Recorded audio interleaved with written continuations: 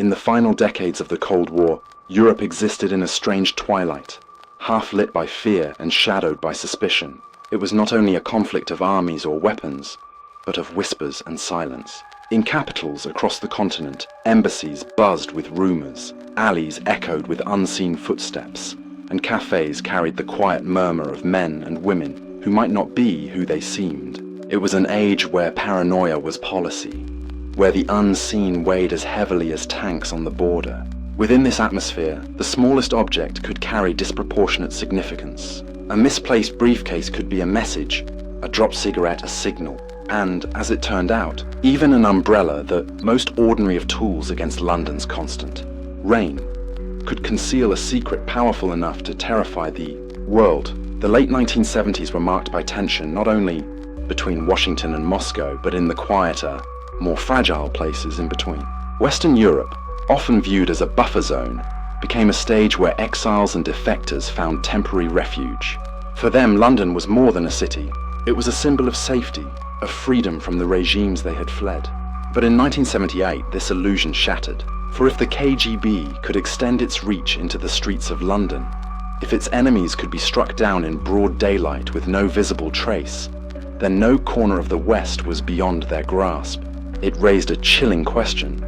Could a man be killed by something so simple, so overlooked, that no one would even recognize it as a weapon? The man who would answer that question with his life was Georgi Markov, a Bulgarian dissident whose voice carried far beyond his homeland. Born in Sofia, he had once been a successful playwright, a cultural figure embraced by the state. But disillusionment came quickly, as he saw censorship tighten, corruption grow, and truth suffocated beneath ideology. Fleeing to the West, he began broadcasting with the BBC World Service and Radio Free Europe, sending words back across the Iron Curtain. His essays mocked the hypocrisy of the Bulgarian regime, exposing what it tried so carefully to hide. For listeners, he was a rare voice of honesty. For dictator Todor Zhivkov, he was an enemy who embarrassed the state with every broadcast. On September 7, 1978, Markov set out across London for another day at work. It was his birthday, though he paid little attention to the date. The day seemed ordinary, the bustle of Waterloo Bridge no different than any other. Yet as he stood waiting at a bus stop, he felt a sudden sting on the back of his thigh. Startled, he turned to see a man stooping to retrieve a dropped umbrella. Their eyes barely met. The stranger muttered an apology, then walked away into the crowd. Markov dismissed it at first, a moment's inconvenience, a trivial encounter in a busy city. He could not have known that in that instant, death had entered his body in the form of a weapon no larger than a pinhead. That evening, Markov developed a fever. By the next day, chills and exhaustion overwhelmed him. Doctors were summoned, but nothing in his symptoms suggested foul play. There was no wound beyond a faint red mark, no injury to explain the sudden collapse of his health. As the hours passed, his condition deteriorated. Organs began to fail and confusion clouded his thoughts. Friends and colleagues watched with helpless disbelief as his life unraveled in real time. 3 days after the sting at the bus stop, Georgi Markov was dead. To those around him, it seemed an inexplicable tragedy. To the intelligence services soon to investigate, it was a mystery that pointed toward a chilling new chapter in the history of assassination. Markov's death at first appeared to be a mystery, without explanation. In the hospital, doctors searched desperately for a cause, baffled by the sudden failure of his organs. He had no visible injury beyond a small red mark, no medical history that suggested such a rapid decline. Some suspected infection, others wondered about a rare illness, but nothing fit. Each test returned more confusion than clarity. To his friends, his death seemed not only tragic, but strangely convenient, occurring just as his criticism of the Bulgarian regime grew louder and sharper. Whispers began almost immediately. Could his death have been arranged? If so, by whom and by what means? The investigation that followed pulled back a curtain on one of the most chilling assassinations of the Cold War. In the days after his passing, British authorities conducted a full autopsy. What they found astonished even seasoned examiners. Lodged deep in Markov's thigh was a tiny metal pellet, scarcely a millimeter across. At first it seemed insignificant, like a fragment of shrapnel or a manufacturing defect. But under closer examination, its purpose became clear. The pellet had been engineered with 2 microscopic holes, each sealed with a substance designed to melt at body temperature, releasing whatever was inside. This was no accident of nature. It was the calling card of an assassin. Inside the pellet was ricin, a toxin drawn from the castor bean plant. Known since ancient times, ricin had long been recognized as deadly, but its modern weaponization brought new terror.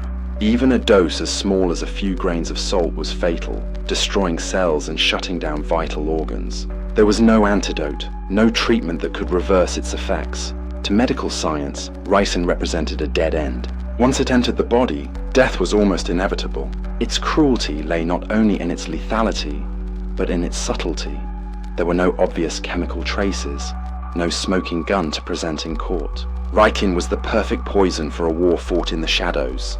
For investigators, the revelation changed everything. Markov had not died from infection, nor from chance. He had been targeted with a weapon of remarkable sophistication.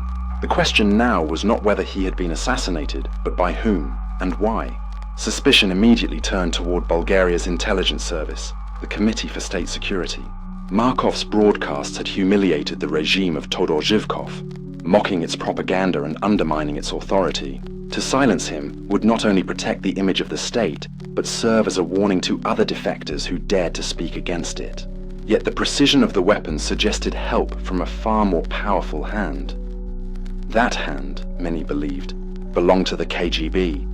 Bulgaria's secret service had neither the technology nor the expertise to produce such a device on its own. The miniature engineering of the pellet, the selection of ricin, and the method of delivery all bore the hallmarks of Soviet innovation. For the Kremlin, helping its ally eliminate a troublesome dissident was a simple matter of convenience. For the world, however, the case revealed something far more disturbing. That the KGB had perfected a means of killing so discreet, so deniable, that it turned the most ordinary encounter on a city street into an execution. The streets of London, once thought to be beyond Moscow's reach, suddenly seemed vulnerable. In the weeks after Markov's death, suspicion hardened into something more pointed. The Bulgarian Secret Service had long considered him a traitor, a defector who mocked the regime from the safety of exile. His broadcasts, carried across the Iron Curtain, undermined not only Bulgaria's image, but its sense of control. Eliminating him would not just remove a nuisance, it would send a chilling message to others who dared to criticize from abroad. Yet as investigators pieced the puzzle together, it became clear that Bulgaria could never have orchestrated the attack alone. The sophistication of the weapon, the precision of the pellet, and the use of ricin pointed far beyond Sofia. They suggested Moscow's unmistakable fingerprints. The KGB's involvement was never proven in open court, but few doubted its role. The Soviet Union had both the motive and the means, and it often lent its expertise to allied regimes that sought to eliminate opponents. For the Kremlin, Markov was not simply a Bulgarian dissident. He was part of a larger struggle over information, truth, and propaganda.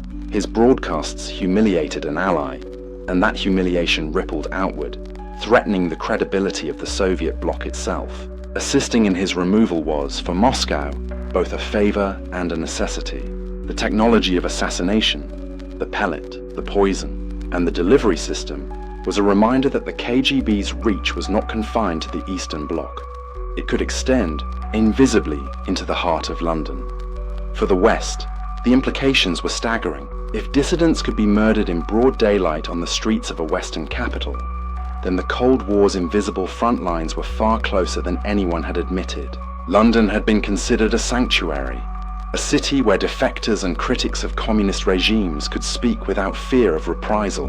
That illusion had evaporated. In its place came the realization that no city was beyond reach, no exile truly safe, a sudden illness, an unexplained collapse, a chance encounter at a bus stop. Any of these could now be reinterpreted through the lens of invisible assassination. The paranoia of the Cold War deepened, not only in the East, but also in the heart of the West. Media coverage amplified the shock.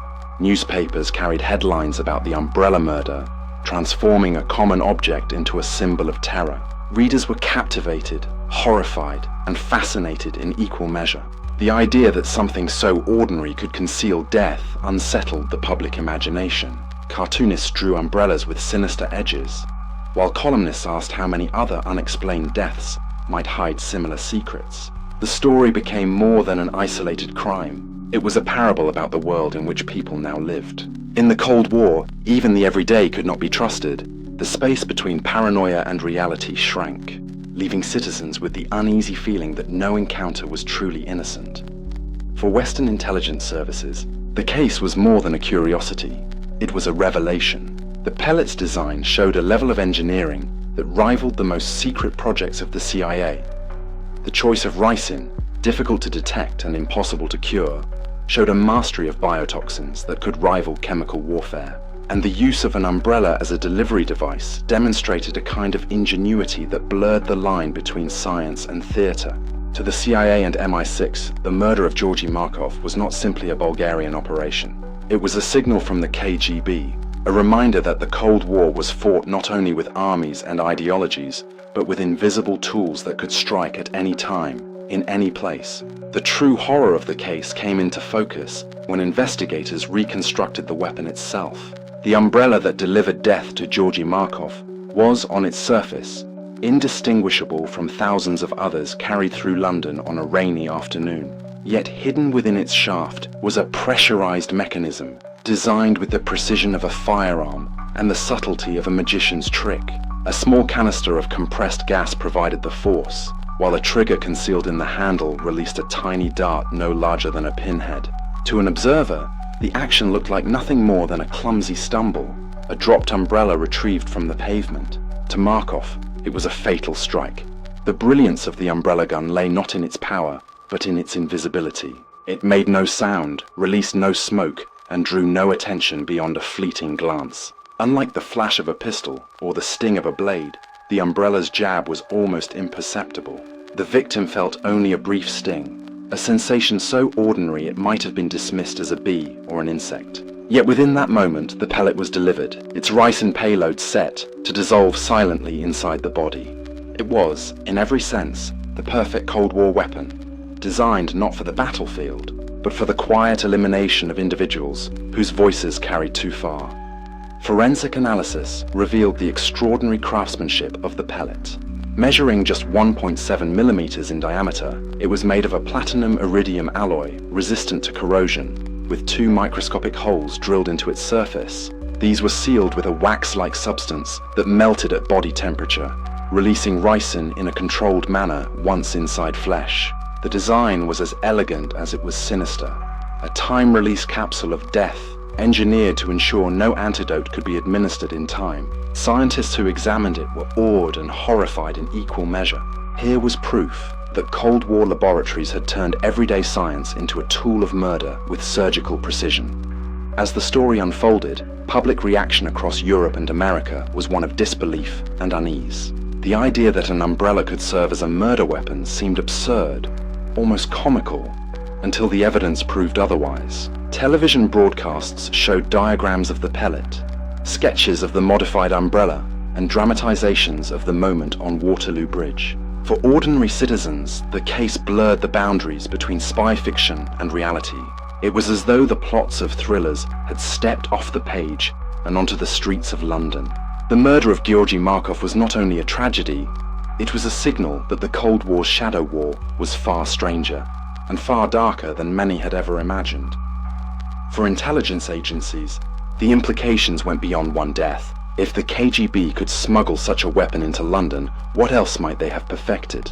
How many other assassinations might have been disguised as heart attacks, strokes, or unexplained collapses? And what might still be hidden in the laboratories of Moscow or Sofia, waiting for the right moment to be unleashed? These questions unsettled policymakers and agents alike. The umbrella gun became more than a weapon. It became a symbol, a reminder that in the Cold War, trust itself could be weaponized, and the most ordinary encounter could conceal a mortal threat. It forced the world to see that, in an age of shadows, even the most innocent object could be transformed into an instrument of terror. The umbrella gun did not exist in isolation. To historians and intelligence veterans, it echoed another chilling innovation. From the other side of the Cold War divide, the CIA's infamous heart attack gun, both devices represented a shared obsession between East and West, the pursuit of invisible assassination, the desire to kill without evidence. They were parallel answers to the same unspoken question: how can power be preserved without consequence? The West saw the umbrella gun as a Soviet monstrosity, but in reality it was a mirror. Each side projected its fears onto the other, never admitting that they were walking the same moral tightrope. For ordinary citizens, the symbolism was inescapable. If a government could turn a rain shield into an assassin's tool, then what other objects might carry hidden dangers? A pen, a handshake, a glass of water. Suddenly, the mundane seemed suspect. Paranoia was no longer confined to intelligence circles. It seeped into the popular imagination. Fiction writers wove the umbrella gun into their plots, while filmmakers hinted at it in thrillers. The murder of Georgi Markov became not just a political crime but a cultural reference point, proof that in the Cold War, nothing could be trusted at face value. The unanswered questions only deepened the sense of unease. Was Markov the only victim of such a device, or simply the most visible? Were there others who collapsed suddenly in Eastern Europe, their deaths attributed to natural causes, but in truth orchestrated with hidden weapons? No archives have confirmed additional cases, but suspicion grew with every unexplained heart attack or stroke that struck down a critic of the state. The umbrella gun was powerful not just for what it did, but for what it suggested, that the line between accident and assassination had been erased. As paranoia spread, the world began to see assassination not only as an act of violence, but as a kind of theatre. The elegance of the umbrella gun lay in its plausibility. Doctors might shake their heads, politicians might call it coincidence, but the whisper of conspiracy could never be silenced. In this way, the weapon killed twice. First the body, then the certainty of truth. Every sudden death became suspect, every tragedy reinterpreted as strategy. The Cold War was no longer just about weapons that could level cities. It was about tools that could erase individuals while leaving the world to argue over what had truly happened. By the early 1980s, the umbrella gun had become an icon of Cold War paranoia. It appeared in books, documentaries, and countless speculative conversations. To some, it was proof of the KGB's ingenuity. To others, it was a reminder of the moral abyss into which both superpowers had stared.